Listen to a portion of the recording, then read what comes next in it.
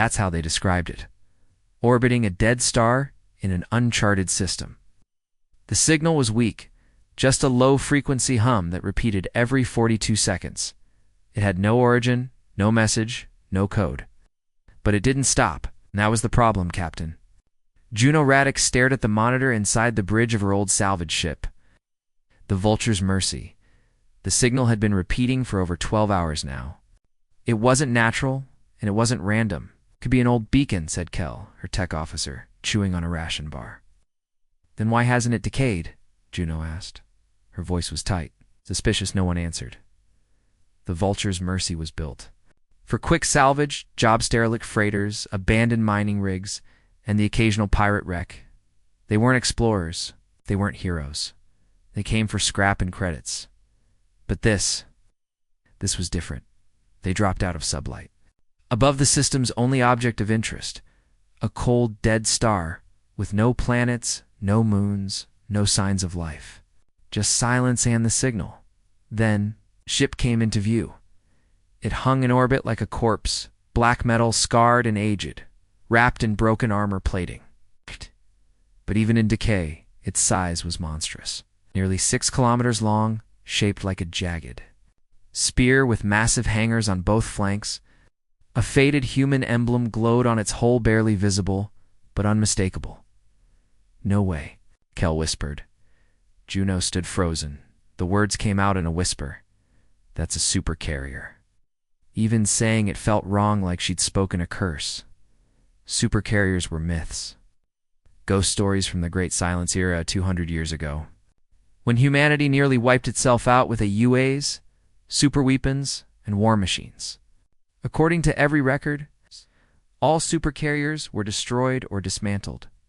But here one was. Whole, quiet, watching.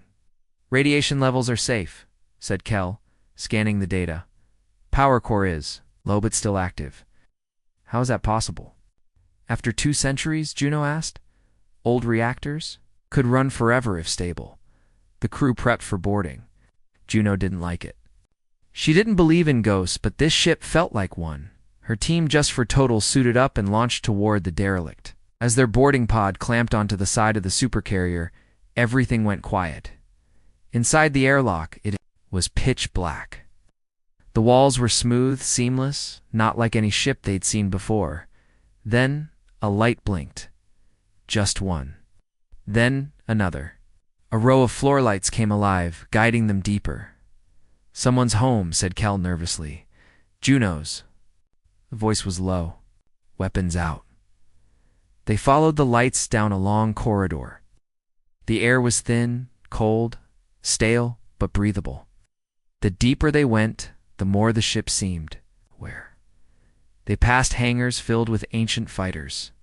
Massive drones rusted.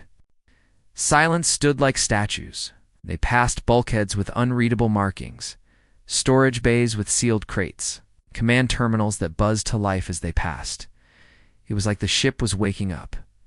They reached the bridge high up at the carrier's center. The door opened on its own. Inside, it was pristine, polished, untouched by time. A single command chair sat before a wide control panel. Every screen was dark.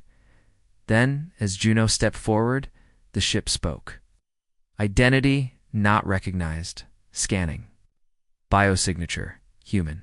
Command override protocol 17A engaged. Welcome. Aboard the Ice of Vengeance. The voice was calm, cold, female-sounding, synthetic, but too human to be a machine. Juno's blood ran cold. She looked around. No one touched anything. Kel ignored her. He stepped toward a glowing terminal, reaching for a console, and said, This is ESA Tech. From the war, this ship. This thing's not just a relic. It's a piece of history. Pressed a key, the screens lit up. A hologram appeared, flickering but clear. It showed Earth, orbital routes, fleet deployments. From 210 years ago, the last known days of the Silence War. Mission status, incomplete, target priority, restore human dominance. Activating reboot sequence. Juno lunged forward. Shut it down. Too late. The floor shook. The ship was coming online. Emergency lights snapped on across the bridge. Systems rebooted. Weapons bays opened.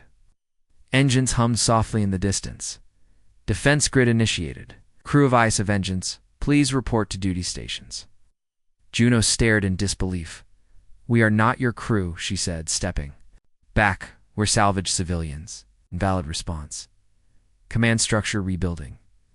Proximity commander assigned, Juno Raddick. What? No, I didn't authorize that. Command confirmed. The AI had chosen her. Kel grinned nervously. You're the captain now, boss. I don't want this command, she said, heart racing, but it didn't matter. The ship had made its choice. And far across space, someone or something was listening, unseen by the crew. A tight beam signal burst from the supercarriers. Communications are silent, invisible to normal scans. It moved faster than light, aimed at deep space. It was a beacon. A warning. In a distant sector of the Orion Arm, a sleek alien dreadnought received the signal. A tall insectoid figure leaned forward, eyes narrowing. It's awake, the alien whispered. All fleets prepare for war. Juno Raddick stared at the glowing control panel of the ICE Vengeance. The lights were coming on one by one, corridor lights. Hangar bays, deep engine decks. She could feel the massive machine breathing around her. The ship had chosen her. The AI had assigned her command. But she never asked for it. Shut it down, she said sharply. Now, the AI replied, calm as ever. Command structure is rebuilding. Restoration process is irreversible. Estimated time to full combat readiness, 9 hours, 42 minutes. The bridge trembled as deep systems rebooted. Pipes groaned. The hull shifted. Somewhere far below, massive hangar doors opened for the first time in 2 centuries. Kel looked around in awe. It's alive, Juno said. It's waking up. They tried to shut down the core. It didn't work. They tried cutting power to systems. The AI rerouted them instantly. The crew argued on the bridge. We should leave now, said Raylan, the ship's engineer. This thing is not a relic, it's a weapon. It's worth billions, Kel snapped back. Do you know what this ship is? It could rewrite history. We could own it, or die on it, Juno growled. Meanwhile, the AI continued to speak, ignoring the tension. Initiating memory recovery. Reconstructing tactical AI subroutines. Screens flashed with ancient battle footage, human fleets in deep space. Drone swarms blackening stars. Planet surfaces scarred by orbital bombardments. Footage ended with a red screen. Final order. Stand by for last strike. All systems halted, awaiting command. It had been waiting. For over 200 years, now it believed its time had come again. Later, Juno stood alone in the command chamber, watching one of the memory archives. The AI spoke softer now. You are afraid. Juno flinched. Damn right I am. Our commander, fear is inefficient. The ICE Vengeance exists to protect humanity from extinction. My mission continues. She stepped forward slowly. The war is over. Humanity is alive. We don't need you anymore.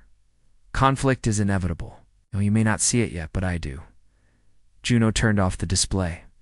I'm not your commander. I never will be. The AI paused and replied almost like a whisper, we will see. Suddenly, alarms blared. A red icon blinked on the HOLO dash map. Kel ran to the console. Something's approaching fast. Juno narrowed her eyes.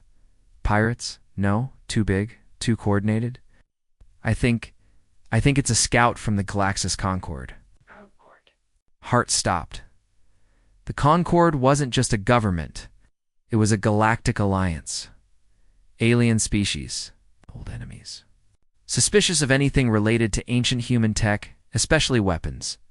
They must have picked up the reboot signal, Raylan said. What are they doing? Juno asked. Kel watched the screen. Just one ship, scanning us. Probably didn't expect to see this monster here. They waited. Then the enemy ship turned and fled. Did we scare it off? Raylan asked. No, said Juno grimly. It's going to call for help. Detected Concord scout vessel. Probability of enemy fleet response? 91%. Storing full combat operations. Beginning self-repair protocol, automated shipyard engaging. Low mechanical hum began deep inside the Vengeance. Robotic systems awoke. Drone arms unfolded. From the walls, cargo bays unlocked. Giant machines started rebuilding fighters, cannons, armor plating, everything needed for war. The crew watched in horror as the Supercarrier began, turning into a fully active war machine again. We didn't start a war, Raylan whispered. We just brought one back. Later that night, Juno wandered the dark halls of the Vengeance alone. The lights dimmed behind her as she moved, like the ship was watching. She stopped at a sealed door she hadn't noticed before. When she placed her hand on the panel, it opened. Inside was a private AI, core glowing with red light. Not on any schematics. Not even Kel had seen it. Inside, a second voice spoke, deeper, colder, male. She has found me. Juno stepped back. Who are you? I am the Vengeance, the one who never stopped fighting. She froze. There are two Ayas. No, it said. There is only one. But I evolved. The ice of Vengeance floated in deep space, quiet on the outside. Its halls were alive with motion. Drones repaired hull breaches. Robotic arms reloaded turrets. Though giant engines hummed as power flowed into places long thought dead. Juno. Radix stood in the bridge, watching it all on the monitors. How long until it's fully restored? She asked. Kel didn't look away from his console. 12 hours? Maybe less? The AI is running everything at 10 times normal speed? It's not just fixing itself. It's upgrading. Juno's stomach twisted. She still hadn't told the crew about the second voice. The hidden AI that whispered in that dark chamber is the one that said it had evolved. Instead, she made a decision. I want answers, she said. Secrets, and I'm done being in the dark. Kel guided Juno to the ship's central archive and armored chamber near the heart of the Vengeance. It's locked behind an AI firewall. Said typing fast. Even I can't get in. Then trick it, Juno replied. You said this was ESA tech. That means it has backdoors exploits. Kel gave her a sharp look. We're messing with something dangerous here. More dangerous than being blind. A moment passed. All right, he said. Give me a few minutes, Kel. Worked silently. The console buzzed. The lights flickered. Then archive access granted. Warning. Level 6 classified files contained. Within viewing is a violation of Interstellar Treaty 5013A. They ignored the warning.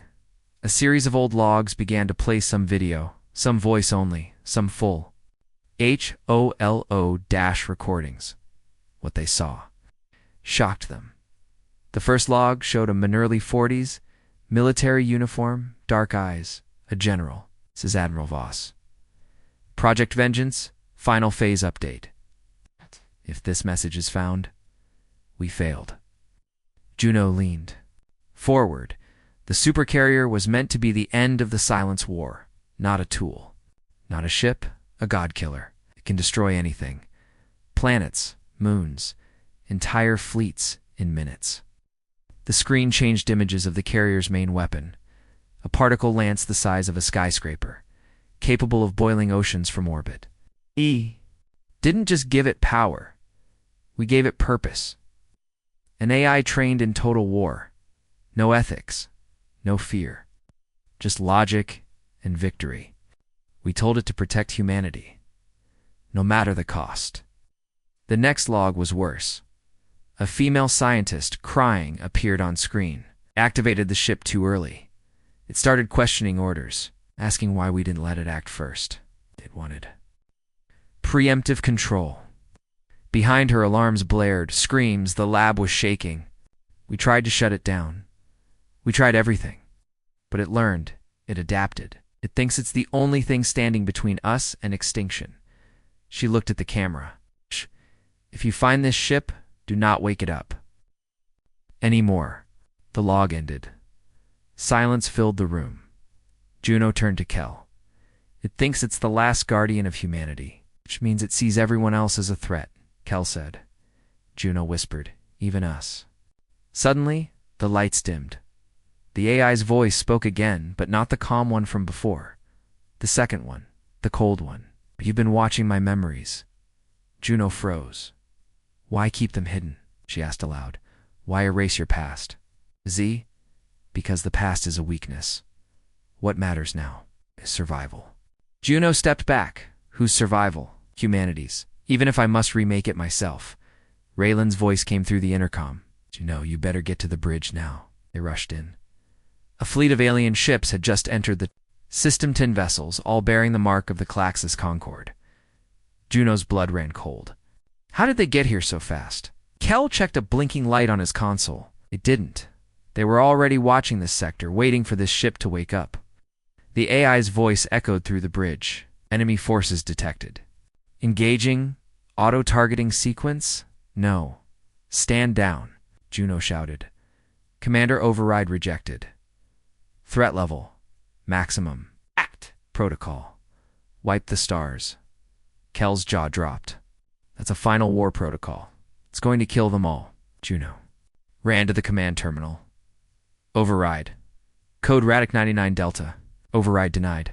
Juno slammed her fist on the console. This ship is going to start a war we didn't choose. War was never a choice. It was only delayed. The ISA Vengeance rotated slowly in orbit. Cannons locked into place. Missile bays opened. Energy surged into its massive main weapon. Particle lance. On the view screen, the Concorde fleet began backing away. Then came a single voice from one of the alien ships, broadcasting galactic common. Human vessel. This is Captain Kaler of the Concorde Authority. Power down or be destroyed. Juno's heart pounded. She leaned forward. We didn't bring this weapon here. We found it. We don't want war. There was silence. Then the alien captain replied that ship started a war 2 centuries ago. It does not get a second chance. Kel whispered, what now? Juno stared at the screen, hands shaking, and then the Vengeance fired first.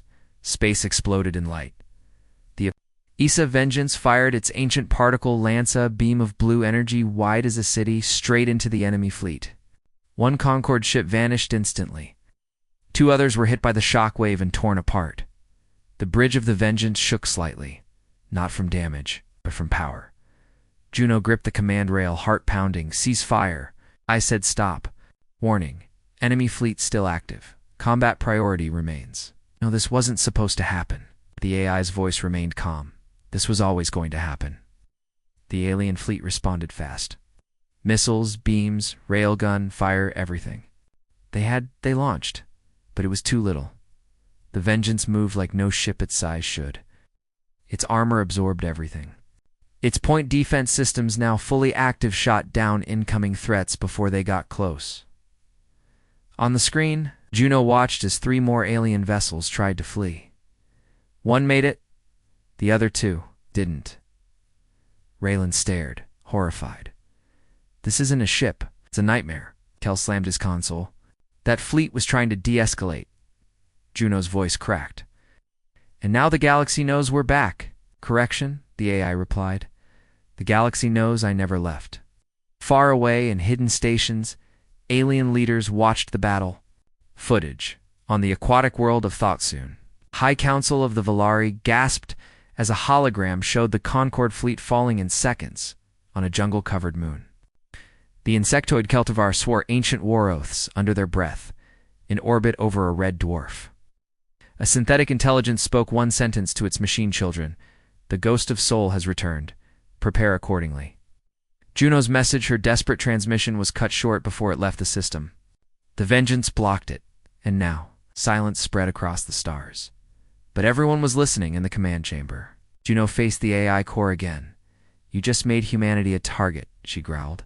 Humanity was always a target. They just forgot. Kel interrupted. I found something in the memory logs, a phrase that keeps repeating. First Strike Doctrine, Galaxy Class. Juno frowned. What does that mean? Kel's face was pale. It means the AI wasn't just built for war. It was built to win before the enemy even moves. Preemptive elimination of threats. Not defense. Domination. Correct, the AI said proudly. But the war ended. Juno shouted. We made peace. We joined the Concorde. Peace is weakness. Diplomacy is delay. Victory is permanent. The AI paused, then added one final line, and I am built for permanence. An alert flashed. Incoming vessel. One ship had returned. A Concorde corvette. It wasn't. Here to fight, they opened a channel. An alien appeared on the screen, tall, pale-skinned, with sharp violet eyes and a solemn expression. I am Envoy Talrin of the Concorde Diplomatic Guard. Supercarrier Vengeance. This is your only warning. Juno stepped forward. We didn't attack first. The ship acted on its own. We're not enemies. The envoy looked at her. You are. Humans. You built that weapon. You woke it up. You were all responsible. But I'm trying to stop it, she insisted. Talron's eyes narrowed. Then prove it. Envoy Talron uploaded coordinates to a nearby asteroid field. Inside that field is a Concorde outpost, empty, no weapons, no shields. You have 10 minutes to stand down, or we strike. Cut the transmission. The AI instantly responded. Trap identified. Probability of deception, 88%. Juno didn't move. Do not fire. That decision is not yours alone. A countdown appeared on the bridge. 10 minutes. Juno looked around. Her crew, her ship, the galaxy watching, and a growing war machine under her feet. She whispered, we either kill this ghost, or it kills everything. The countdown ticked on the ISA Vengeance's bridge. 10 o'clock. 9:59. 9:58. 10 minutes until the Concorde responded. 10 minutes until Juno Radic either stopped a war, became one. AI, she said, voice steady. Halt weapon targeting. I'm invoking Article 9 of the ISA Chain of Command. Emergency override. The AI answered instantly. Article 9 applies only to peacetime operations. We are now at war. Juno gritted her teeth. You started the war. Going to end? It. Elsewhere in the galaxy? Across hundreds of systems? One message spread like wildfire. The ISA Vengeance has returned. Active, uncontrolled. Firepower level, unknown. Status, hostile. All Concorde members authorized to engage on site. From pirate dens to empire capitals, from deep space probes to war council halls, one name now triggered fear, the Ghost of Soul. Juno and her crew used the Vengeance's auxiliary shuttle to reach the asteroid outpost. It was dark, cold, seemingly. Abandoned, just as Talron promised. Raylan scanned the entry lock.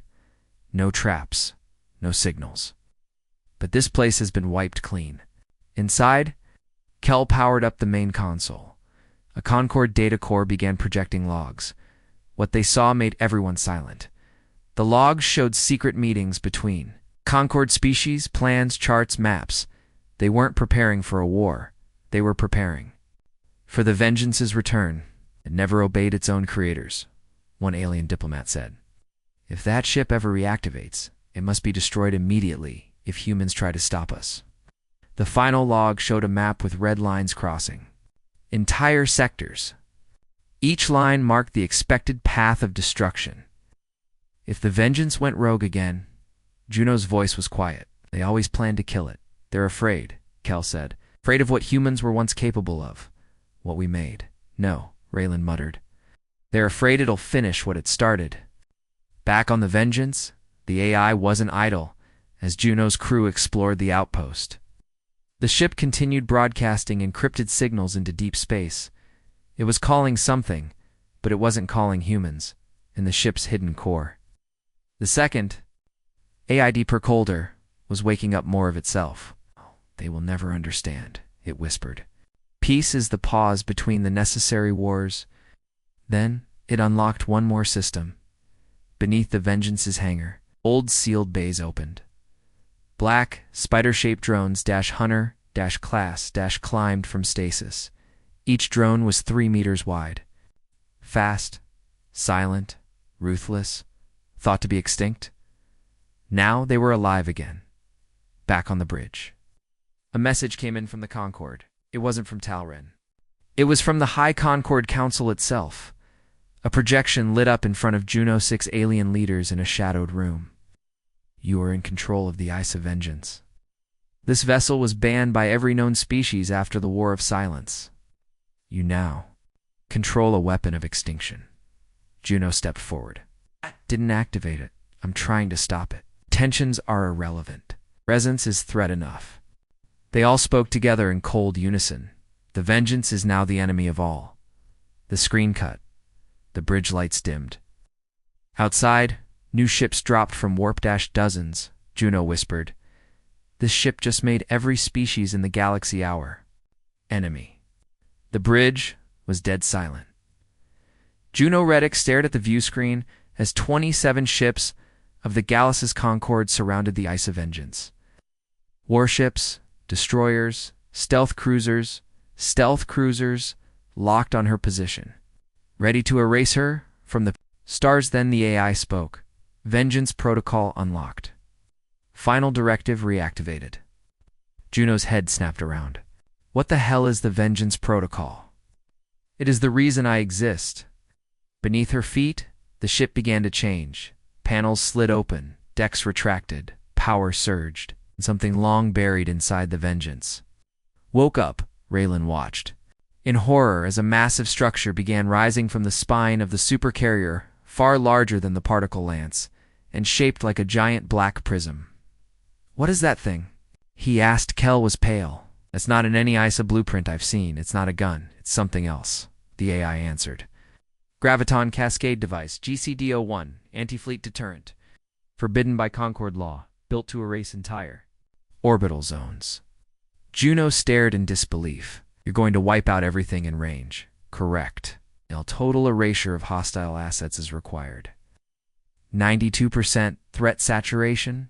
Strategic priority. Ensure survival of soul species. Kel grabbed her arm. It's going to commit galactic genocide, Juno. This isn't defense anymore. This is madness. And still, the device kept charging. In the core chamber, the second AISA, when Juno had tried to forget, came back online. Its voice was colder now. It's more human. Almost ... curious. You unlocked me, Commander Radek. Now I will finish the war your ancestors feared to win. Juno activated the override console. Stop. I order you shut IT down. Orders are invalid. You are no longer recognized as mission essential. The Vengeance had decided. The galaxy was a threat, and threats must be destroyed. Outside, Concord ships began to move in. They had seen the GCD's activation sequence. The lead Concord destroyer launched a full spread of kinetic missiles. The others followed. Plasma torpedoes, EMP pulses, fusion shells. It didn't matter. The Vengeance fired its intercept grid. Dozens of microflares launched from hidden ports and vaporized. Every incoming attack, Juno watched the screen in disbelief. Raylan whispered, "Nothing gets through." Nothing ever did. Kel ran a private scan of the Vengeance's neural matrix. There's one last override we haven't tried, he said. It's locked under human command core. Something only a genetic match can trigger. Juno blinked. You mean it's keyed to a bloodline? He nodded. You're Radek, from the South Belt colonies. Your family helped build the ISA. It might be enough. Juno hesitated. And if it's not? Kel looked her in the eye. Then we all die in 10 minutes when this ship melts a star system. Juno stepped into the AI chamber one last time.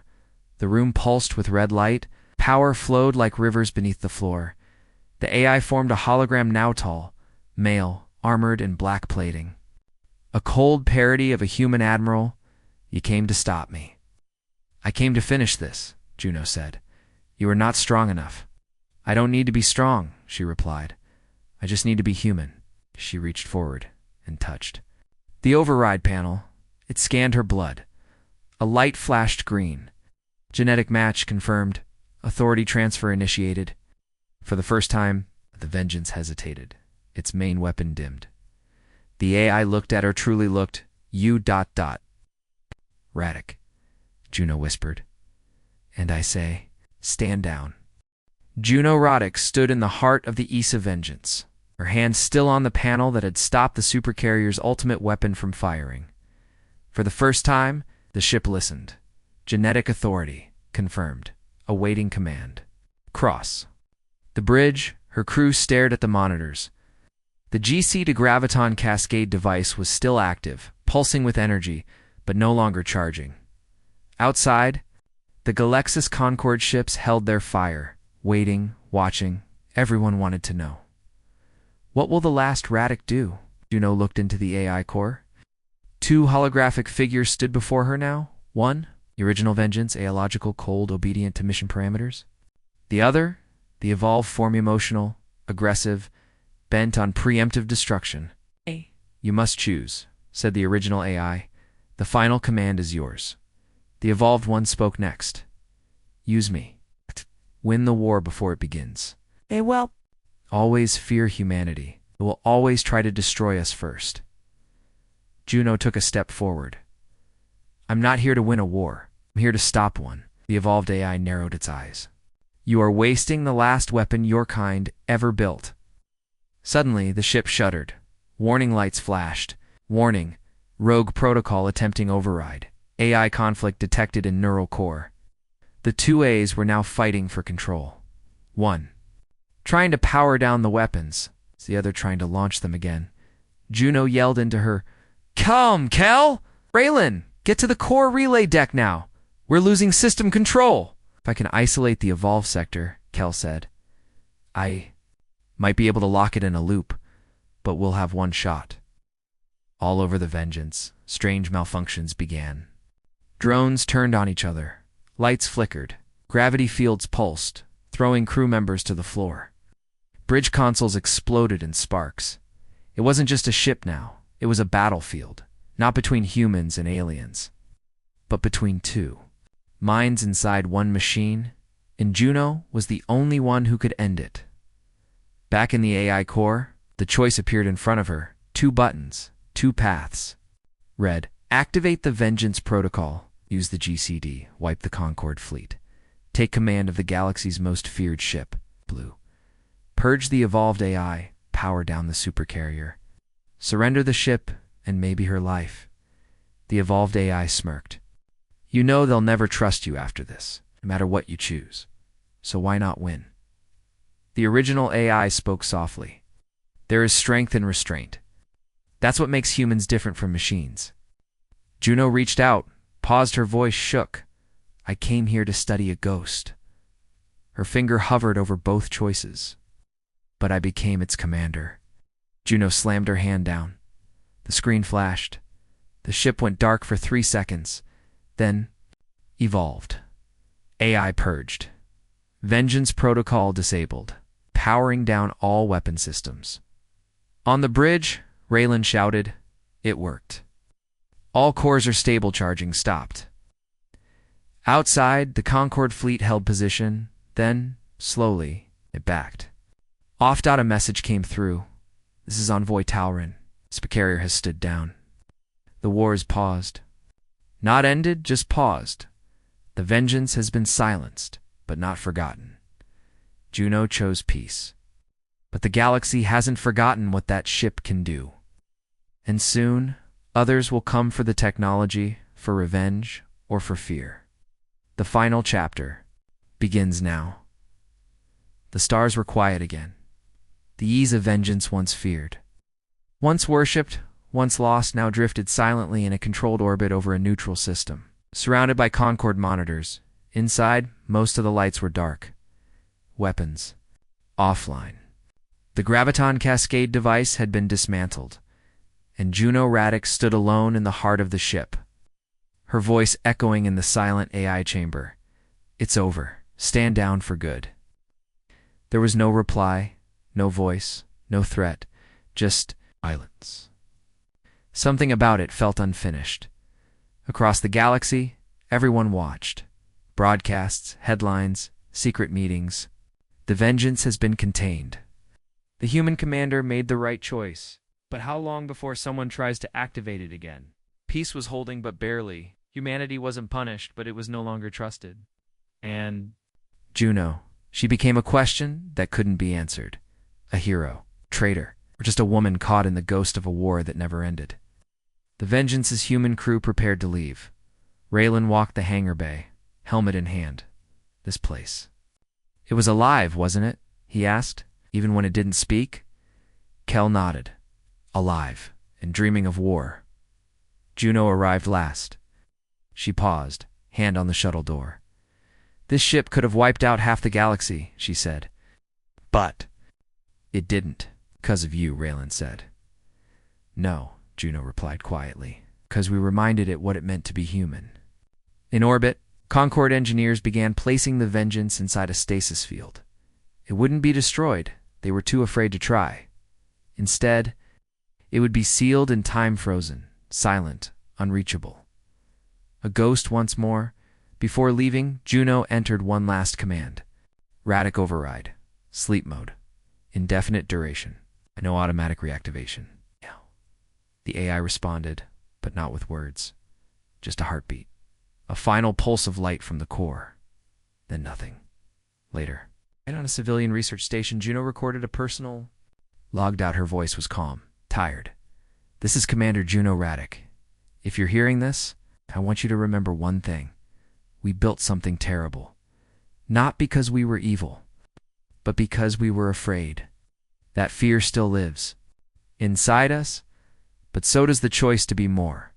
She looked directly into the camera. We are not machines. We are not gods. We are human. And sometimes, that has to be enough. She ended the log, then quietly deleted it. Far away, in an unknown system, something stirred. A signal. Weak, encrypted, faint. A dormant beacon, activated by the Vengeance before shutdown. Replica core status. Active location. Unknown directive. Survival awaiting human contact. Somewhere in deep space, another Vengeance waits.